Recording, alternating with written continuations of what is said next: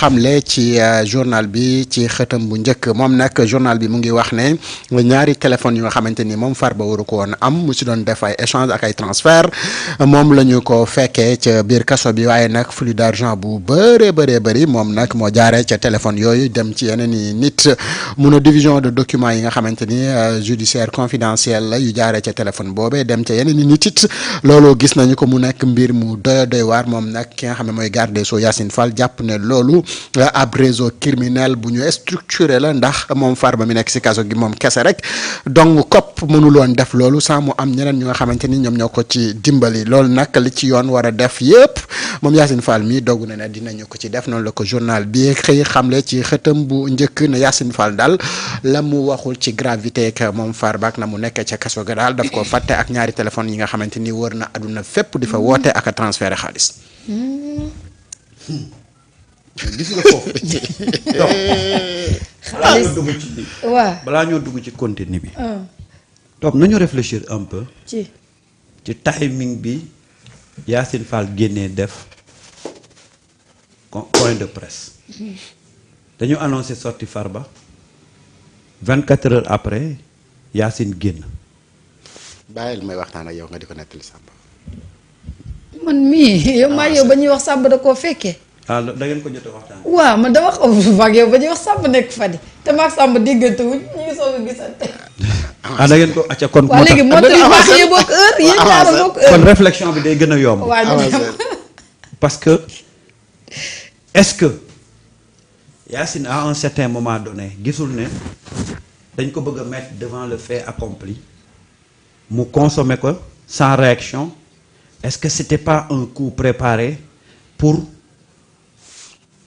mais en tout état de cause Yacine n'était pas prête pour def conférence bi démb qu'est-ce qui s'est passé ba Yacine bousculer le calendrier génn def conférence aca toog doxal.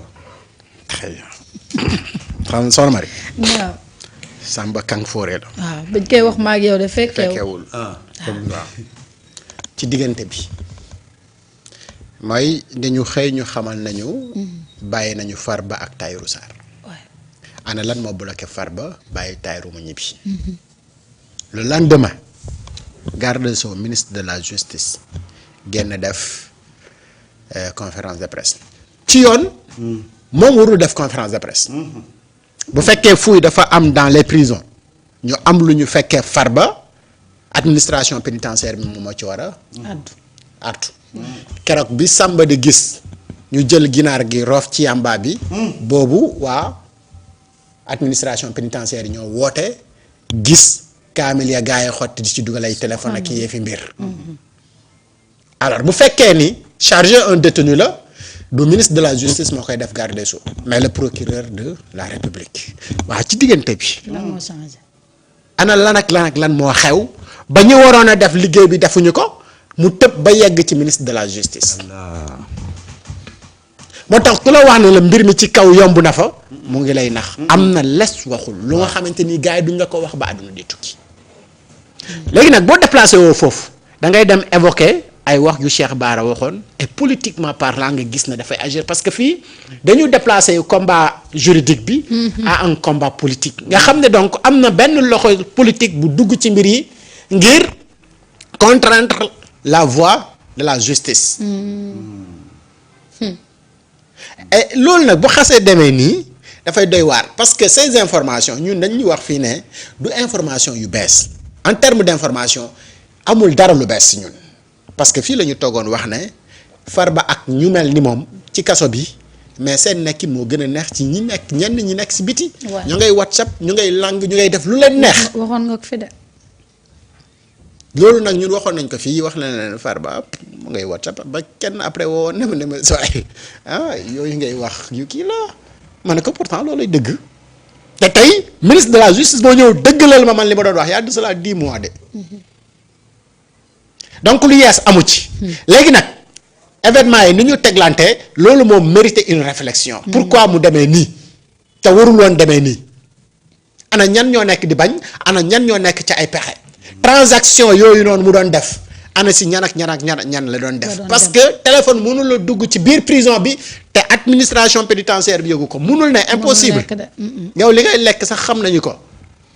xam nga ni détenu un détenu amul droit am xaalis liquide ci poosam du mos a gis xaalis waxu astuma ak téléphone da nga war a inscrire ci jour bi nga xam ne da nga am appel nga dem ñu jox la 15 minutes pour nga fay téeméer nga woote amoo droit am appel WhatsApp am na ñu fa nekk ñu ngay appel WhatsApp ak vidéo ñeneen ñu dul Farba waaw lii yëpp di am ci prison yi. jarul nag ñu toog xoolaat suñu administration pénitentiaire bi naka la. mais précarité bi nga xamante ni moom la garde yi di dundee mais loolu mais source de problème la parce que la corruption fii laa toogee woon wax ne corruption mu ngi juddoo. màggee deewee ci kaso bi problème yépp corruption la. et tous ces problèmes là mais jotul tey ñu taxaw ñu régler ko. et maintenant soo demee nag ci information bii nga xamante ni. moom la ministre de la justice jox mooy Farba mu ngi woon ak ñaari téléphone benn téléphone waroo ko yor nga am ñaar ñaari ñu ne la yaa ngi woote àdduna fépp mu jéggi réew mi ba Bangladesh. waaw ak Autriche Bangladesh. mais toog balaa ngay dugg ci États-Unis may ma tuuti ci forme xam nga ñun waxuñu ba tey ne ministre de la justice amul prérogative pour des points de presse. Il faut que ça soit clair. Mais ni point de presse bi tëddee ku yàgg couvrir les sorties de presse du ministre de la justice xam ne am na gaawantu boo xam ne dañ ko def. Très bien. Parce que ministre de la justice a les prérogatives de sortir saa yu ko neexee. waaye bu doon am da doon am un protocole à respecter. mais démb boo xoolee format bi mu taxaw da ngay xam ne lii. ça a été improvisé ci ay moments yu gaaw mu ñëw wax li muy wax juste pour éclairer benn mbir bu waroon jàll foofu la ñuy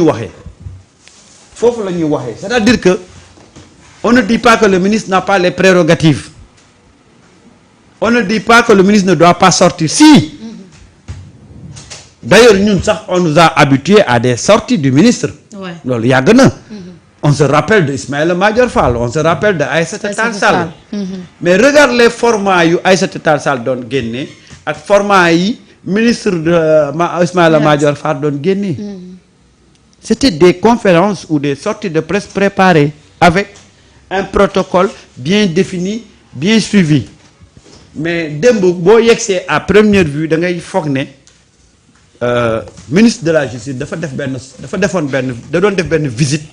rek génn rek janoog taskati xabaar yi doon def compte rendu visite bi. donc il y a quelque chose bu amener le ministre de la justice à sortir rapidement. pour mettre ces informations là sur la place publique. c'est cette chose là qu'on est en train de décortiquer pour que nit ñi comprendre. mais du ñu ne mukk ministre de la justice amul prérogative def ay sorties. au contraire. sorties yi fi am yëpp au cours de ces 10 ou 12 dernières années ay ministre de la justice ñoo ko doon def. waaye nag format yi. wute na ça mérite une réflexion. foofu la ñuy waxee. pour que nit ñi comprendre li nga xam ne moom lañ fa fekk en dehors des transactions yi nga xamante ni tey mi ngi ko doon def xam nga Serigne Saliou Gueye daf fi mas a génn moom borom yor daat ne manifestation bi nga xam ne moo am dañ leen fay ay 10 millions. ba avocat yi génnoon ni dañuy porte Serigne Saliou Gueye plainte fu mujj. tey jii transaction yooyu ministre bi wax fekk si wuli Serigne Saliou Gueye waxoon que ni. ak ay une yoo xam ne dañ leen doon fay pour ñuy def à la une. kanaa bi nga dégloo Yacine Fall sa xel dem na ci man de. waaw ba nga ne waaw. nga ne top day toog na fii ne article yii ngeen di gis. benn génnewuñ ko ci pour xibaar. waaw yëpp pour c'est payant. waaw tout est payant. léegi bu ñu demee ba ne la am na ay.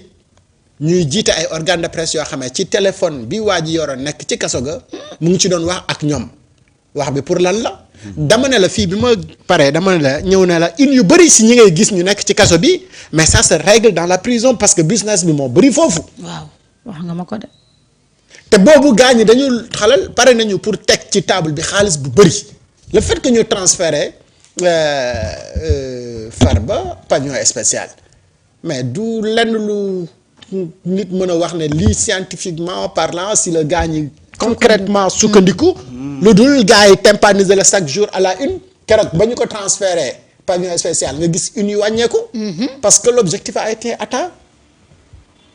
L'autre chose c'était quoi à partir de foofu dañu defee stratégie de Ismaïla ko pour gars yi Ismaïla Madior ko léegi gars yi dem ba war a atteindre objectif boobu ñu Ismaïla ko mais yeneen i mbir yu gën a doy waar gars yi découvrir ko léegi nag bi ñu ko découvrir mooy li Samba wax tout à l'heure mooy on ne dit pas que ne le ministre de la justice war na communiquer mais dafa am yeneen yu waroon am c'est moom bu demee bay communiquer dafa war a am benn protocole.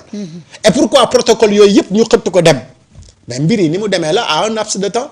xëy bés ne yéen a ngi liggéey ci benn information bu ngeen war a tëgg war ko jébbal. askan wi avant ngeen di yegg foofu ñu ne la bàyyi nañ waa ji. dafa yomb procureur intercepté appel. parce que procureur buy intercepté appel mais le ministre de la justice mën na ko saisir directement. mu intercepté appel parce que lii ak lii moom moo tax.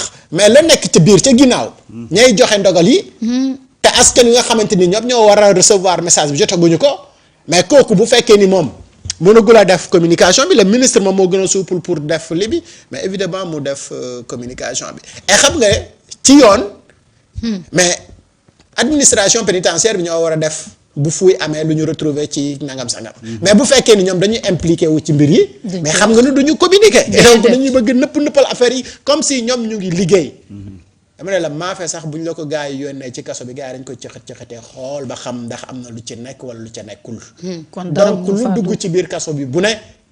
donc l'administration pénitentiaire est entièrement responsable. et à partir donc de ce point de presse. mais man j'attends des sanctions. ah bien sûr. demain ou après-demain ou voilà. déjà ay arrestation mi ngi commencé. non dafa war a am ay sanctions ay arrestation ak nangam sangam. ku nekk ci biir prison. amoo droit signer amoo droit def nangam wala amoo droit def nangam amoo droit def nangam tout est contrôlé parce que tu es en détention parce que détention bi nga xamante ni war na mën a bañ a ñàkk influencer wala yàq wala détruire ay preuves moo tax ñu téye ko couper ko carrément ci lépp li nga xamante ni mais li mu nekkee nii ak li. Ismaïla Madior nekkee këram benn la di. benn la di ñoo yem di li Ismaïla am rek la am. kese te moom sax moo gën demin Ismaïla. ñu ne la yaa ngi ci prison bi Ismaïla au moins courant wu këram lay utiliser. waaw ndoxu këram lay utiliser weer dee facture da ko fay fekk day fay. mais kii utiliser wul ndoxu këram. lépp utiliser wul courant wu këram. lépp état ba pare mu ngi yor ay téléphone am di mën di communiquer ak ay nitam di def ay business am. may def construction détournement de deniers publics. fan lañ dinañ ñëw foofu yow ñu lay toppee détournement de deniers publics ngay construire alors Samba. waaw ci wàllu presse bi la ñuy njëkk a taxaw wax ci parce que itam dégg nañu le ministre Yacine Fall mu ni am na ay benn patron de presse bien connu donte bañ ko waxee Cheikh Bara nag nee na moom Maïmouna Ndour Faye la waaye nag xel yëpp tamit ci moom la jëm bañ a fàtte itam keneen ka sant Fall donc ak lu mu mën di demee ak yeneen i sites yoo xamante ni tey ñoom ñoo ko doon bindal ak une yoo xam ne ñoo ko doon bindal alors bu ñu demee ba dans un pays quand même journaliste war a def service public war a joxe la bonne information après information bi commentaire bi est libre ku nekk mën nga ci def lu la neex bu ñu demee ba léegi crédibilité boobu ñu doon xaar amatul ci journaliste yi ba yow alalu àdduna jaral la ngay wax loo xamante ni boo ca deewoon tey safara nga jëm. Marita bàyyil xubba bi